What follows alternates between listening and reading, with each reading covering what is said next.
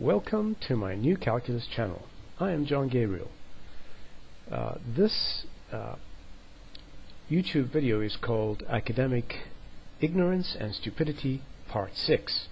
So, in this video I'd like to discuss a very common mainstream idiocy. And the one I'll be discussing is this particular limit here. The limit as x approaches 0 with respect to the ratio sine x over x. Actually, this here is not really just one ratio, it's a ratio of ratios. And x in this case is never degrees, by the way. It's always radians. The sine function, in case you didn't know, always takes radians, never degrees. You may say, well, we put degrees in a calculator and we get the correct answer. Yes, that is correct, and the reason for that is that your calculator first converts the degrees into radians.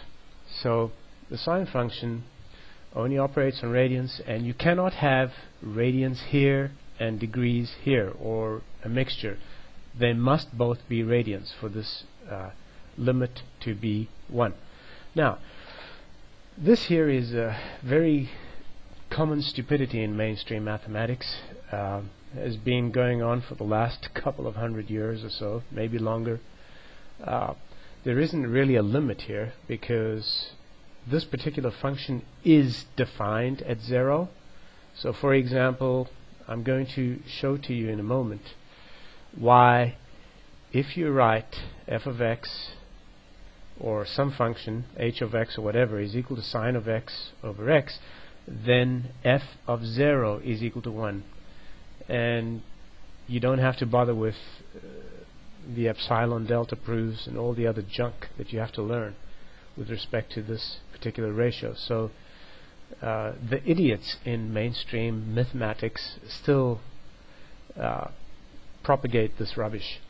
Alright, let's begin here with this function f of x by defining it as x minus x cubed over 3 factorial plus x5 over 5 factorial, etc. And as most of you will know, this here is really the power series expansion of sine x, okay? And let's define another function, g of x, as follows. Now, in this particular case here, with f of x, you'll notice that f of 0 is defined, okay, and so is g of 0.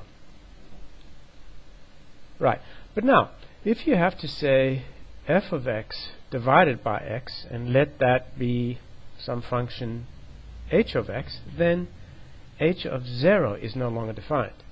For some reason, the morons in mainstream mathematics believe that by dividing f of x by x, this particular function is no longer defined at 0.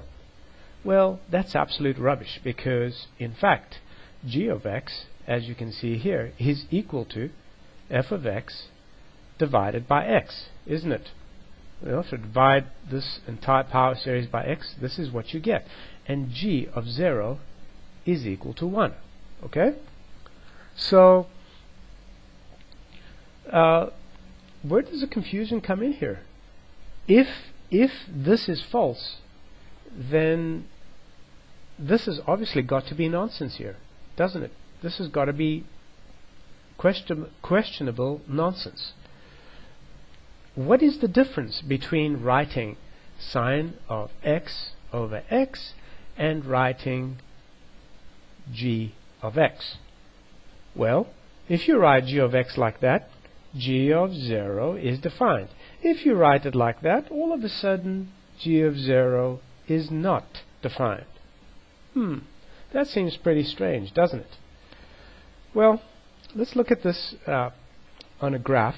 So over here what I have is the function sine of x in red and g of x, which is actually equal to f of x divided by x.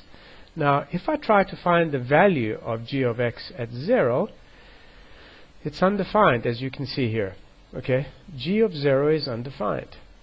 But g of 0 is clearly this function here, isn't it? Right?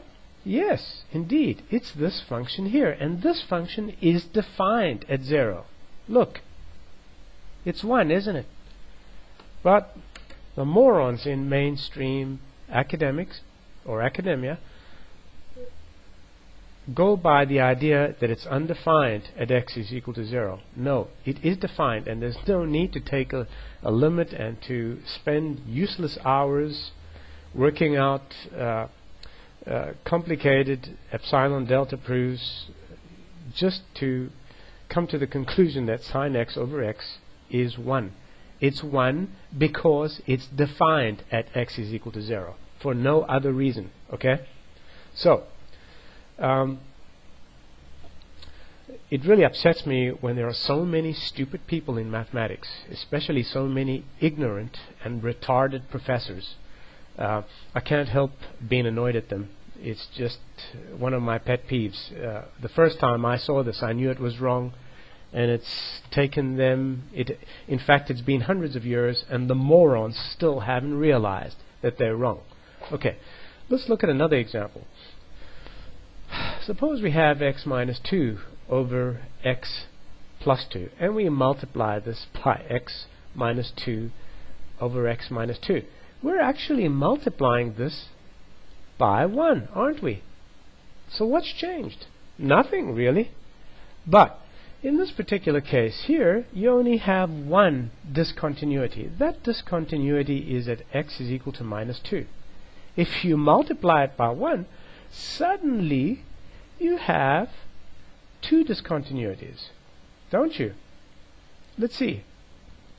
In this particular function now, you've got two discontinuities. You've got one at x is equal to minus 2, and you've introduced a new one at x is equal to 2 by simply multiplying this ratio by that. Now, idiot mathematicians have never realized what Euclid Book 5 and Proposition 12 is all about.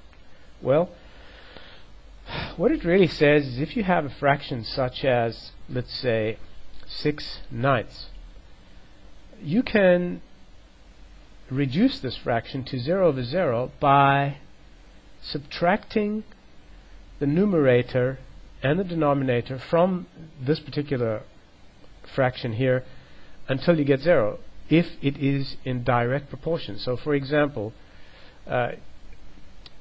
if you take 3 there, if you take 2/3, it's in direct proportion to 6 over 9, right? So you can just add, you can add or subtract, in fact. You can add or subtract, and it'll always be equal. But if we just keep on subtracting, 3, then we end up with 0 over 0, don't we? And this happens with every fraction. Okay, and if we of course decided to add 2/3 again, yeah, we'd end up back at 6/9. Okay, so this here is a special case, and this is what happens in limits. In fact, limits are really saying nothing more than this fact in disguise, and you have to, as a student, as a poor student, spend endless hours learning the crap that they teach you at university and college. In other words, the limit of sine x over x, which is supposedly such a big deal. It's actually a bunch of rubbish. This function here is defined at 0, and there is no need to do anything with limits. Sine x over x means the function sine x divided by x, and that's all there is to it. Well, it's been a long time since I produced a new video. I hope you're enjoying this, but I'd like to introduce you to some of my new pursuits. I've recently joined a site called Socratic, and here are a few of my articles, a few of the answers to questions that I give to students. They're not really difficult. These are really undergraduate questions, but students ask questions such as this one here: using L'Hopital's rule to find the limit. How can I solve this question? And so Sometimes I just sit and I answer them, and here's an answer that I did for this one, and here's another one that I did for statistics. This one won the cup, as you can see here. So this answer has been featured, and this answer here has a method that helps you to determine the value of k, and also the mean and the standard deviation given a probability mass function. Okay, and it's a pretty interesting answer. It was apparently liked by those who read it. So you can find me also on not Quora, oh goodness sakes, no, definitely not that crap site. You can find me on Socratic, and to get an index of all my answers, you can come over here and look at all the people I've helped. So I've helped over 4,000 students in 52 countries worldwide, and you can see my activity and my answers and my edits and all those who collaborate with me. So whenever I get a few spare moments, I try to help out students all over the world. I'm on your side, students. I will continue to expose the ignorance in modern academia. I will brutally attack those moronic professors who place burdens on you but don't really understand calculus and never have. And I hope that you will join me in this battle that I take against them, because I don't think you should be burdened with junk.